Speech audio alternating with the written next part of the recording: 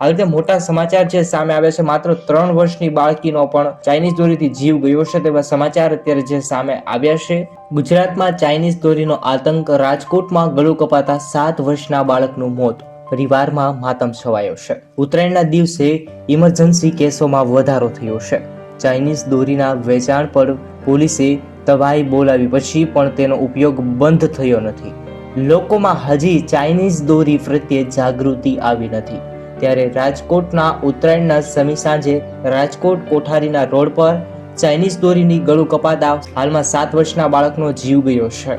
ઉત્તરાયણના દિવસે 7 વર્ષના બાળકનો જીવ ગયો છે। આ ઘટનાની મળતી માહિતી પ્રમાણે રાજકોટ કોઠારિયા રોડ પર ચાઇનીઝ દોરીથી ગળું કપાતા 7 વર્ષના બાળકનું મોત થયું છે। ઋષભ વર્મા નામના બાળકનું મોત થતા પરિવારમાં તહેવારનો માતમ અગ્રદમાં છવાઈ ગયો છે।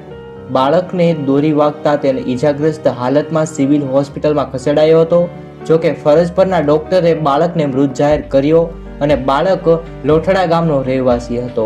બપોરના સમયે કોઠારીના શાક માર્કેટ પાસેથી પસાર થતા સમયે આ ઘટના બની હતી। ઉલ્લેખનીય છે કે રાજકોટમાં એક પછી એક ચાઇનીઝ દોરીથી લોકો ભોગ બની રહ્યા છે। રાજકોટમાં આ કેસ પહેલા એક તરુણ ચાઇનીઝ દોરીનો ભોગ બન્યો છે અને રાજકોટ બેડી વિસ્તારમાં એક તરુણીને ચાઇનીઝ દોરીથી ઈજા થતા 29 જેટલા ટાંકા આવ્યા હતા અને તેને હાલ હોસ્પિટલમાં સારવાર હેઠળ ખસેડવામાં આવ્યા છે। બીજી બાજુ મહેસાણાના વિસમનગરમાં 3 વર્ષની બાળકીનો ચાઇનીઝ દોરીએ પણ જીવ લીધો છે। આવી રીતે મોટા સમાચાર છે સામે આવે છે। માત્ર 3 વર્ષની બાળકીનો પણ ચાઇનીઝ દોરીથી જીવ ગયો છે તેવા સમાચાર અત્યારે જે સામે આવ્યા છે। આવી રીતે મિત્રો ચાઇનીઝ દોરીનો ઉપયોગ આપણે ખરેખર બંધ જ કરવો જોઈએ।